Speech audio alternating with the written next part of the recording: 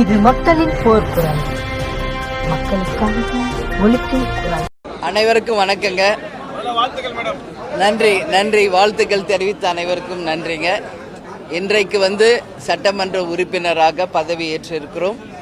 முதலில் எங்கள் அன்பு தலைவர் கேப்டன் அவர்களுக்கும், என்னை வெற்றி பெற செய்த விருதாசலம் தொகுதி மக்களுக்கும், அதே போல நான் சார்ந்த மதசார்பற்ற வெற்றி கூட்டணிக்கும், எங்கள் கூட்டணியின் தலைவர் அண்ணன் ஸ்டாலின் அவர்களுக்கும், எங்களுடைய தேசிய முற்போக்கு திராவிட கழகத்தின் அனைத்து கழக நிர்வாகிகள் தொண்டர்களுக்கும் முதல்கண் என்னுடைய வணக்கங்களையும் நன்றிகளையும் இந்த நேரத்திலே நான் உரித்தாக்குகிறேன்.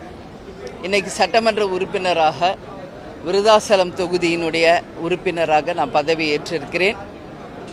இந்த தருணம், இந்த வெற்றி எங்கள் அன்பு தலைவர் கேப்டனுக்கு நான் உரித்தாக்குகிறேன்.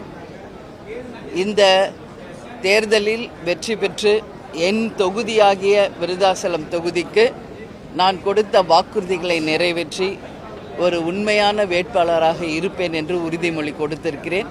அந்த வகையில் நிச்சயமாக என்னுடைய பணிகளை சிறந்த முறையில் ஆற்றுவேன்.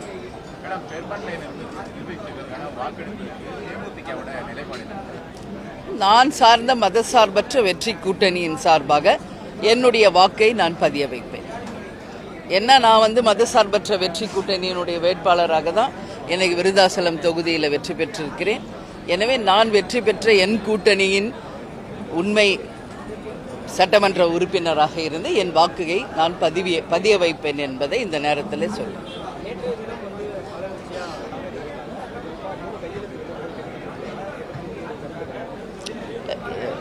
முதலமைச்சராக பதவியேற்றிருக்கும் அன்பு தம்பி விஜய் அவர்களுக்கு கேப்டன் சார்பாகவும் தேமுதிக சார்பாகவும் வாழ்த்துக்களை தெரிவிச்சுக்கிறோம்.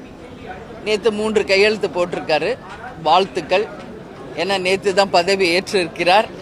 எனவே அவருக்கு மனப்பூர்வமான வாழ்த்துக்களை நான் தெரிவித்துக் கொள்கிறேன். நேற்று தானே இங்கே பதவி ஏற்றிருக்காரு. அதனால் கட்டாயம் கொஞ்சம் டைம் கொடுக்கணும். அவரும் கேட்டிருக்காரு, கொஞ்சம் டைம் வேணும்னு கேட்டிருக்காரு. அண்ணன் ஸ்டாலின் அவர்களும் அதை தான் சொல்லியிருக்காங்க. அதனால் நேற்று தான் பதவி ஏற்றிருக்கிறார். முதல் முறையாக முதல்வராக வந்திருக்கிறார். கட்டாயம் அவருக்குரிய நேரத்தை நாம் தருவோம். அதற்கு பிறகு மக்கள் பிரச்சனையும் தமிழகத்தினுடைய உரிமைகளையும் நிச்சயமாக சட்டமன்றத்தில் நாங்கள் பேசுவோம். பதவியேற்றதும் கஜானாவில் பணம் இல்லை அப்படின்னு சொல்லியிருக்காரு. அதுக்கு தளபதி ஸ்டாலின் அவர்களும் ஒரு பதில் கொடுத்திருக்காரு. எப்படி பாக்குறீங்க?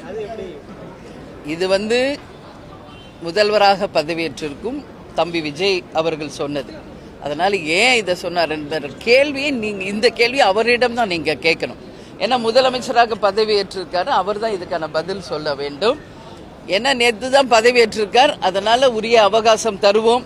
அதற்கு பிறகு தமிழகத்திற்காகவும் தமிழக மக்களுக்காகவும் எங்களுடைய குரல் நிச்சயமாக சட்டமன்றத்தில் மக்களுக்காக நிச்சயமாக நாங்கள் பதிய வைப்போம்.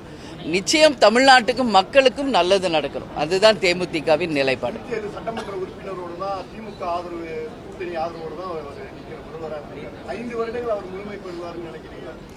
நாளைக்கு என்ன நடக்குது என்பது இன்னைக்கு நம்ம யாருமே யூகிக்க முடியாதுங்க. அதனால நிச்சயமாக நேற்று பதவியேற்றிருக்கார், இன்னைக்கு நாங்கெல்லாம் பதவியேற்றிருக்கிறோம். அந்த வகையிலே முதல்வராக பதவியேற்றவருக்கு வாழ்த்துக்கள் தான் நான் சொல்லியிருக்கேன். எனவே என்ன நகர்வுகள் வருது, என்னெல்லாம் மாற்றங்கள் வரப்போகுது என்பதை நாம் பொறுத்திருந்து தான் சொல்ல முடியும்.